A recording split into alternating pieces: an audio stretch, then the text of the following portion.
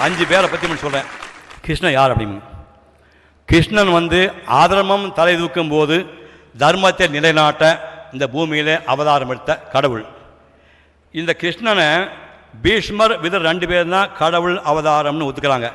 பாக்கி உள்ளவங்க எல்லாமே யாதவ குலத்தினுடைய மன்னன் தான் அப்படின்ட்டானுங்க.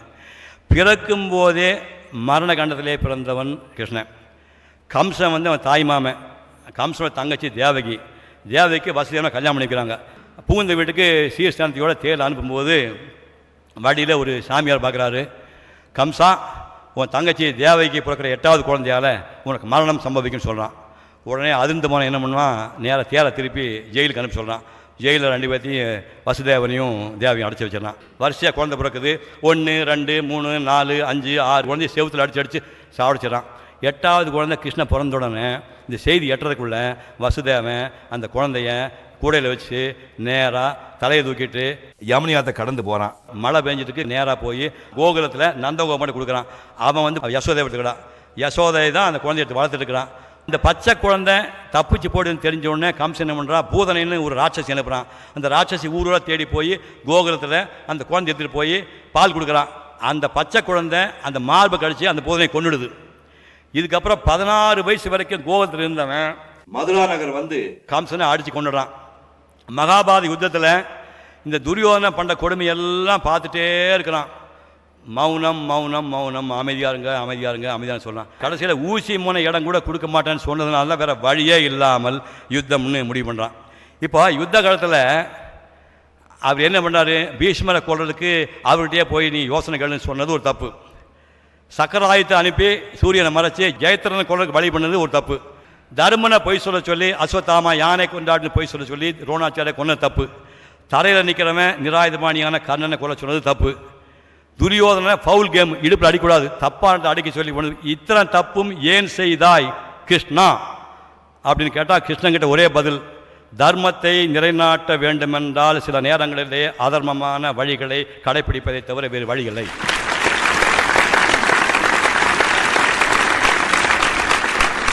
அப்புறம் ஏன் நீ பீஷ்மர் துரோணாச்சாரியார் கர்ணன்லாம் மாவீரர்கள். இனிமேல் நம்ம காலத்தை பார்க்க முடியாது. இனிமேல் ஒரு பீஷ்மர் இனிமேல் ஒரு துரோணாச்சாரியார் கர்ணன் வரவே மாட்டாங்க.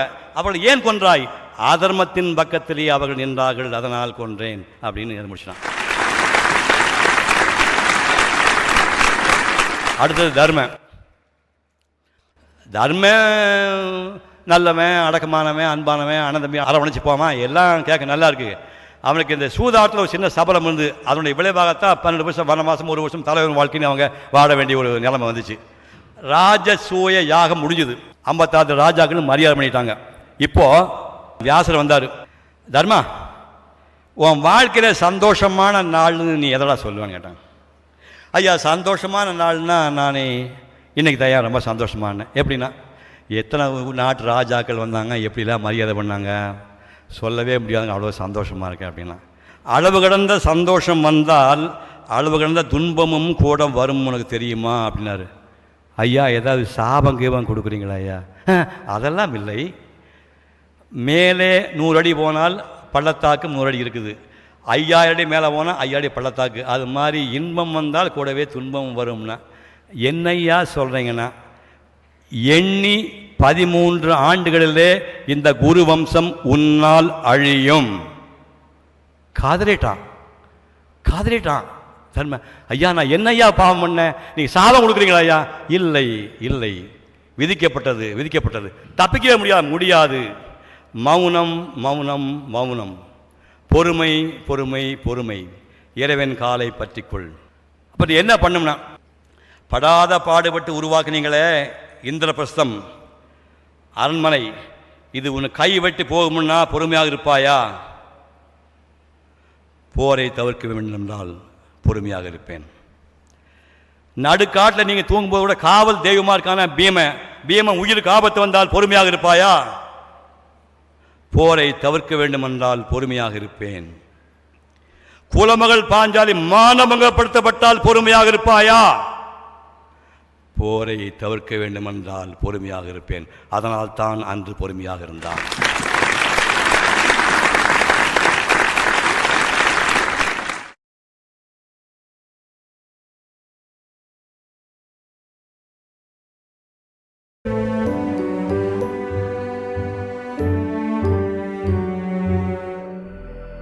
கர்ணன் செத்து போய் கிடக்கிறான். அம்மாக்காரி குந்தி போனான். ஓடி போய் கர்ணன் எடுத்து மடியில் வச்சா, அழுதா. கிருஷ்ணகிட்ட கேட்டான் தர்மன், அவன் செத்து போனேன் எங்கம்மா எதுக்கு அழுகிறா அப்படின்னா, உங்கள் அம்மாவிட்ட கேளுன்னா. ஏம்மா என்னம்மா யாரும்மா எதுக்கம்மா நீ அழுகிறானா? இவன் தான் உன் அண்ணன், உன் மூத்த அண்ணன் அப்படின்னா. ஆடி போயிட்டான், கலங்கி போயிட்டான். என்ன காரியம் செய்து விட்டாய் தாயே, நீ மாபாதகம் செய்து விட்டாய், பேரழிவு செய்து விட்டாய். இந்த ஒரு ரகசியத்தை காப்பாற்றுறது மூலமா பீஷ்மர் போயிட்டாரு, துரோணர் போயிட்டாரு, மாவீரன் கர்ணன் போயிட்டான், எங்கள் பெரியப்பா பசங்க அத்தனை பேர் போயிட்டான். எவ்வளவு பெரிய எத்தனை பேர் தாலி எடுத்திருக்காங்க, எவ்வளவு பெரிய கொடுமை செய்து விட்டாய். இந்த ரகசியத்தை மட்டும் நீ ஓப்பன் பண்ணி சொல்லியிருந்தா நாங்கள் எங்கள் அண்ணனை விடுவோமா? இந்த சண்டை போட்டிருப்போமா? துரியோதன சண்டை போட்டிருப்பானா? மாபெரும் தவறு செய்து விட்டாய். அதனால் இன்று ஒரு சாபம் விடுகிறேன், பெண்கள் மனதிலே ரகசியம் தங்கக்கூடாது என்று உங்களுக்கு சாபம் விட்டு போயிட்டான் 3500 வருஷம் முன்னாடி. அதனால தான் உங்களால் ரகசியத்தை காப்பாற்ற முடியவில்லை. நீங்கள் ரகசியம் வச்சுன்னா சந்தோஷம் வச்சுங்க. அந்த அம்மா என்ன பண்ணுவான், எங்கள் அம்மா சொல்லியிருக்கிறா யாருக்கிட்டையும் சொல்லக்கூடாதுன்னு, உங்கள்கிட்ட மட்டும் சொல்கிறேன், வெளியே யாருக்கிட்ட சொல்லிடாது சொல்லமில்ல. நம்மளால் ரகசியத்தை காப்பாற்ற முடியாது. எனக்கு தெரிஞ்சவனுக்கு யாரும் காப்பாற்றலை, உங்களுக்கு சாபம் கொடுத்துட்டு போயிட்டாம. அடுத்தது பீஷ்மர். பீஷ்மர் அம்பு படிக்கல படுத்திருக்கார். ராத்திரி 8 மணி இருக்கும். அர்ஜுன் வரான். தாத்தா தாத்தா, ஊரெல்லாம் உலகமெல்லாம் என்னை மாவீரன் சொல்லுது, நாக்கு அப்படியும் செத்து போலான்னு தோணுது தாத்தா. ஒரு சிகண்டியை முன்னாடி வச்சு ஆணும் இல்லாமல் பெண்ணும் இல்லாமல் ஒரு உருவத்தை முன்னாடி வச்சு நான் சண்டை போட்டவன், நாக்கு அப்படி சாகுனான்னு தோணாது, என்னை மன்னிப்பியா தாத்தானா? அவர் சொன்னார், பைத்தியக்காரா நீ அப்படி பார்க்காத, அந்த கணக்கு வச்சு பார்த்தா நானும் ஒரு தப்பு பண்ணியிருக்கிறேன் அப்படின்னார் பீஷ்மர். நீங்கள் என்ன தாத்தா தப்பு பண்ணீங்கன்னா, எங்கள் அப்பா விருப்ப மரணம்னு ஒரு வரம் கொடுத்துட்டு போயிருக்கிறான். இந்த விருப்பம் மரணம்னா நானா எப்போ சாகலான்னு நினைக்கணும், அது பற்றி எந்த கொம்பனும் அசைக்க முடியாது. அப்படின்னா ஒரு யுத்த காலத்தில் இப்படி அபூர்வமான அசுர பலம் உள்ளவத்தை சண்டை போடும்போது ஏற்றாப்புல யாருமே வெல்ல முடியாது. அப்படி அபூர்வமான பலத்தோடு யுத்த காலத்தில் நின்றது நான் பண்ணது தப்பு தானே.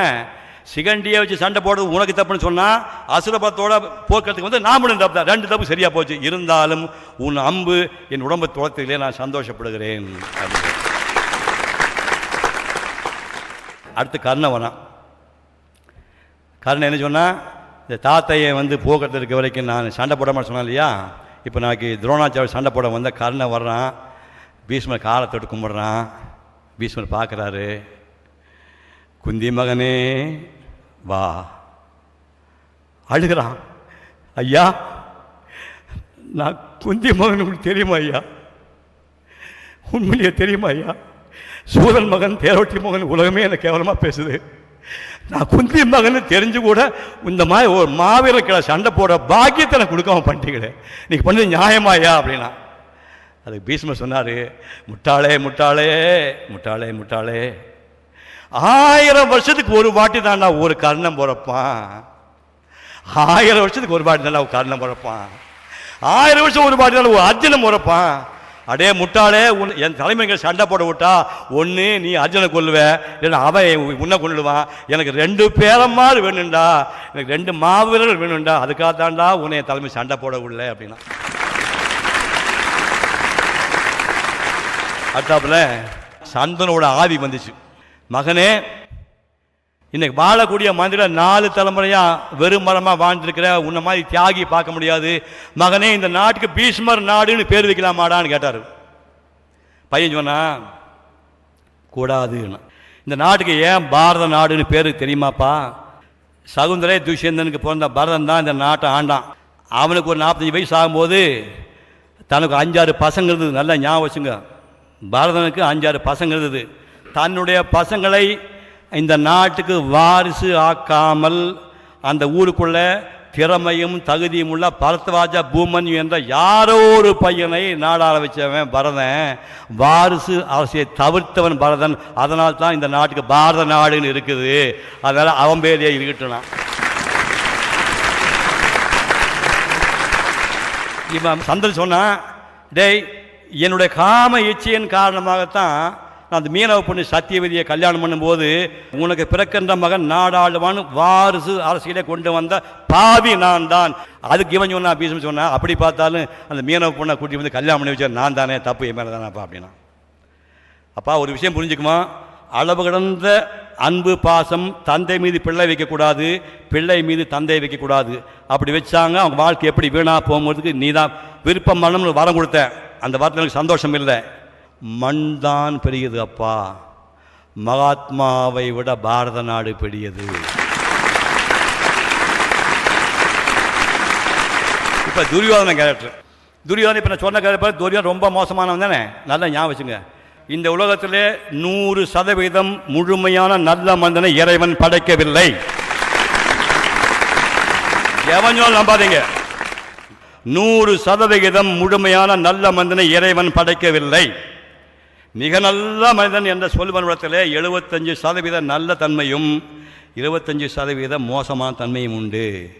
மிக மோசமான மனிதனிடம் 25% நல்ல தன்மையும் 75% மோசமான தன்மையும் உண்டது. அந்த கணக்குப்படி பார்த்தால் துரியோதனன் உங்களை பொறுத்தவரையிலே அவன் ஒரு சிடுமூஞ்சிக்காரன், முன்கோபி, அடுத்த விஷயத்துக்கு ஆசைப்படுறவன், பெரியவங்களை மதிக்க மாட்டான், எல்லாம் வச்சுங்க, அப்படியே வச்சுங்க. ஆனால் ஊரும் உலகமும் உதாசீனப்படுத்தி ரோட்டில் விட்ட போது அந்த கர்ணனுக்கு நாட்டை கொடுத்து கஜானாவை கொடுத்து கொடையோடலாக்கிய ஒரே மனிதன் வந்தான். நல்லா ஞாபகம் வச்சுங்க. கர்ணன் கொடுத்த கஜானா அவன் அப்பன் கூட சொத்து இல்லை, அது துரியோதனன் கொடுத்தது. ஊரா விட்டு நெய்யே பொண்டாட்டி கையங்கிற மாதிரி எடுத்து இவன் கொடுத்த கஜானா கொடுத்தா விட்டுட்டே இருக்கிறான். அப்போ நாம் என்ன சொல்லுவான், அயோக்கிய பைய ஊதாரி பயிலாக இருக்கான், நான் கஜானா கொடுத்தேன் எடுத்து இவன் பாட்டுக்கு விளம்பிட்டு இருக்கிறான் என்று சொல்ல வேண்டுமல்ல. ஒரு நாள் கூட தன்னுடைய கஜானா பணத்தை எடுத்து கர்ணன் கொடுக்குறான்னு சொல்லவே இல்லை துரியோதனன்.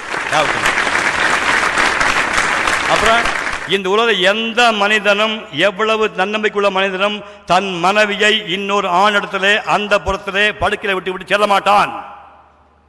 அண்ணனாக இருக்கட்டும், தம்பியாக இருக்கட்டும், எவனாக இருந்தாலும் தன்னுடைய மனைவியை அந்த புறத்திலே படுக்கறையிலே தனியாக விட்டு வெளியே போக மாட்டான். மனைவி பானுமதியையும் கர்ணனையும் அந்த புறத்திலே பகடையாட விட்டு வெளியே போகின்ற பரந்த மனசு துரியோதனனுக்கு இருந்தது. யாரும் கிடையாது, அவன் செய்தான் அந்த பரந்த மனசு. அதே போல அந்த 6வது நாள் யுத்தத்தில் கெஞ்சினாவன், அப்பா கொத்து கொத்தா தம்பி சாகுறாங்கடா, வாடாப்பா, பீஷ்மேல கோவம் வந்த பரவாயில்ல, தயவுசெய்து வாடாப்பான்னு கெஞ்சினாங்க. சொன்னால் சொன்னதான் சொன்னான். நமக்கு எவ்வளோ கோபம் வரும் ஏண்டா, நடு ரோட்டில் நாதியில் அவன் சுற்றிட்டு இருந்த நாய், நீ உனக்கு ஒரு நாட்டை கொடுத்து இவ்வளோ மரியாதை பண்ணதுக்கு நீ காட்ட நன்றி ஆயுது, கேட்க வேண்டும் அல்லவா? கேட்கவில்லை. நண்பா, உன் உணர்ச்சியை மதிக்கிறேன் என்று சொன்னான். 17வது நாள் யுத்தம், கர்ணன் செத்து போயிட்டான். கர்ணன் செத்த உடனே என்ன சொன்னா தெரியுமா துரியோதனன், நண்பா நண்பா, நீ எப்படியடா என்னை விட்டு போகலாம், என்னை விட்டு நீ எப்படியடா போகலாம், நான் செத்து போய் நீ இருந்திருக்க வேண்டுமேடா, நான் செத்து போய் நீ இருந்திருக்க வேண்டுமேடா. அடே, இந்த யுத்தத்திலே நான் உன்னை இழப்பேன் தெரிந்தால் இந்த மகாபாரத யுத்தத்தையே தவிர்த்திருப்பேன், இந்த யுத்தத்தையே தவிர்த்திருப்பேன். அன்னைக்கு ராத்திரி அம்மா கூப்பிடுறா, காந்தாரி மகனே, என்னுடைய கற்பின் தவத்தை உனக்கு கவசமாக்குறேன், துரியோதனா பிறந்த மேனியாவா அப்படின்னு காந்தாரி சொல்கிறான். துரியோதனன் போய் குடிச்சிட்டு பிறந்த மேனியா வந்தான். நம்ம கிருஷ்ண பரமாத்மா சும்மா இருப்பாரா, பார்த்தாரு. ஹேய் ஏண்டா, அம்மா சொன்னால் கூட உனக்கு அறிவு இல்லையாடா, இவ்வளோ பெரிய கழுமரமாக இருக்கிற அம்மனத்தோட போகிற, போடாண்ணா. ஐயோ, இப்படி போனால் அசிங்கமாக இருக்குமோ என்னமெண்டா, போய் வாழை இலை எடுத்து இடுப்பு பக்கம் மறைச்சிட்டு இவன் போனான். அம்மாக்காரி தீட்சணியமான பார்வைப்பட்டுச்சு. அந்த அம்மா பார்வைப்பட்ட எல்லா இடமே வஜ்ரமாக ஆகிவிட்டது, எந்த ஆயுதமும் தாக்க முடியாது. அந்த வாழை இலை இருந்து பார்த்தீங்கன்னா அந்த இடத்துல மட்டும் பலவீனமாக இருந்துச்சு. அந்த இடத்தை பார்த்து நம்ம கிருஷ்ண பரமாத்மா அடிடாங்கன்னு சொல்லிட்டு அழைச்சிங்க கொலஸ் பண்ணி விட்டான். புரியுது உங்களுக்கு?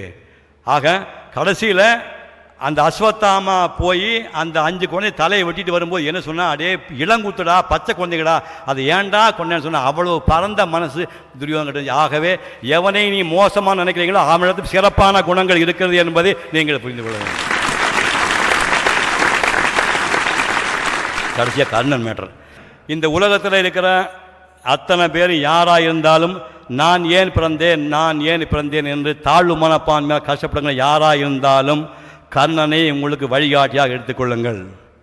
பிறந்தவுடனே தாய்ப்பால் கூட கொடுக்காம ஆற்றுல அம்மா வச்சு விட்டுட்டான். வித்தகத்துக்கு போன இடத்துல யாருமே சோதன்மானுக்கு வித்தகத்துக்கு கொடுக்க மாட்டேன்ட்டாங்க. வித்தகத்துக்கு கொடுத்த பரசுராம முனிவரும் உனக்கு உயிராபத்து வரும்போது நான் கற்றுக் கொடுத்த வித்தை காணா போட்டு சாபம் கொடுத்துட்டாரு. இங்கே கவசம் கொண்டத்தை தேவேந்திர அறுத்து வாங்கிட்டு போயிட்டான்.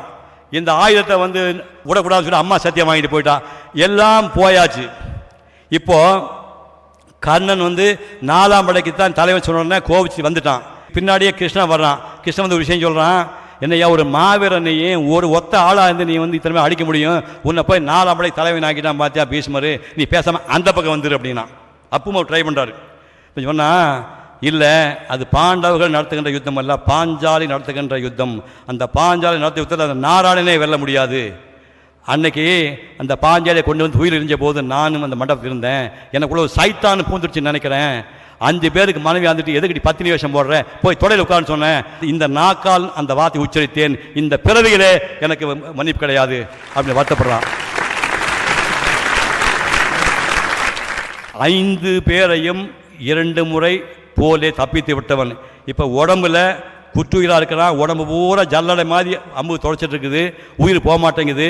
கிருஷ்ணன் கேட்டான் அர்ஜுனை, என்ன கிருஷ்ணா இப்போ கூட அவன் சாக மாட்டேங்கிறானே, என்னையா பண்ணுறதுனா, என்ன பண்ணுறது, தர்ம தேவதை மடியில் படுத்துருக்கிறானே அப்படின்னா. இப்போ சாகவே மாட்டானா, இந்த இரு வரண்டு போயிட்டு ஒரு அந்தன வேஷம் போட்டு வயசான ஒரு தாத்தா வேஷம் போட்டு போய் பிச்சாந்தேகி அப்படின்னா மேல் மூச்சு கீழ் மூச்சு வாங்கிட்டு இருக்குது. சொன்னாவன் இப்போவோ அடுத்த முன்னாடியே உயிர் போக போகுது, இந்த நேரத்தில் கூட வந்து எங்கிட்ட பிச்சை கேட்குறியா, அந்த அளவுக்கு என் மேலே மரியாதை வச்சுருக்கு, இதை விட சந்தோஷம் எனக்கு என்னையா இருக்கும்னா. ஆனால் இப்போ எங்கிட்ட கொடுக்கத்தான் ஒன்றுமே இல்லையேண்ணா. இருக்குது, இத்தனை வருஷமாக தானம் பண்ணி சம்பாதிச்ச புண்ணியத்தை நீ தானம் பண்ணலாம்னா. ஓ அப்படி ஒரு வசதி இருக்குதா, எடுத்துக்கோண்ணா. வெறு வாயில் சொன்னால் பிரயோஜனம் இல்லை, நீர் பார்த்து கொடுக்க வேண்டும்னா. போர்க்களத்தில் நீருக்கணும் எங்கே போவேன்னு ஒரு வினாடி யோசனை பண்ணால் நெஞ்சு கொடு இதயத்தில் கூத்திட்டு இருந்த ஒரு அம்பை உருகுனா, குப்பு கொண்டு ரத்தம் வந்து எடுத்தான் கையில் விட்டான். இந்த வினாடி இத்தனை ஆண்டுகள் நான் சம்பாதித்த புண்ணியத்தை உனக்கு தாரை பார்த்து கொடுக்குறேன், இந்த வினாடி தானம் பண்ணுறேன், இதுக்கான புண்ணியத்தையும் தாரை பார்த்து கொடுக்குறேன்னா. கிருஷ்ணன் கண்ணுகளே கட கட கடன்னு கண்ணீர், கிருஷ்ண பரமாத்மா கண்ணை தாரையாக தண்ணீர் போகுது. இப்போ சொன்னார், கருணா உன்னை போல் ஒரு மனிதன் இந்த மண்ணிலே இனி பிறக்கவே மாட்டான் என்று சொன்னான். அது மாதிரி இன்னும் இந்த மண்ணில் ஒரு பிறக்கவே இல்லை. இப்போ கிருஷ்ணன் வந்து சொந்த ஊருக்கு வந்துட்டான். எப்பா ராஜா, நான் கிருஷ்ணன்டா, நான் வந்து அந்தன் இல்லைடா, பிச்சைக்காரனடா, ஏதாவது வேணா கேளுன்னா. கர்ணன் சொன்னா, எனக்கு எப்பவுமே கொடுத்து தான் பழக்கம், கேட்டு பழக்கம் இல்லை. கிருஷ்ணன் கேட்குறப்பா, தயவுசெய்து ஏதாவது கேளப்பா, தயவுசெய்து கேளப்பா அப்படின்னா. சொன்ன ஒரு வார்த்தை, அறிஞ்சோ அறியாமலோ நான் பண்ணின தவறுனால மீண்டும் மனுப்பதை இழுத்தால் இல்லைன்னு வந்து கை நீட்டுறவங்களுக்கு இல்லைன்னு சொல்லாத மனசை கொடுன்னு சொன்னான். அதுக்கு அவன் சொன்னான், பைத்தியக்காரா வெறும் மனசு வச்சு என்ன பண்ணுவேன், அது கொடுக்க செல்வம் வேணும், செல்வம் கொடுத்தா. அல்லல் வினையால் எண்ணம் உற்பவம் உண்டாயினும் 7 பிறப்பும் இல்லை என்று இறப்போக்கு இல்லை என்று உரையா இதயம் நீ தந்தருள் என்றான்னா. அதோட செல்வத்தையும் கொடுத்தான், வார்த்தையும் கொடுத்தான். இதுதான் மகாபாரத கதை.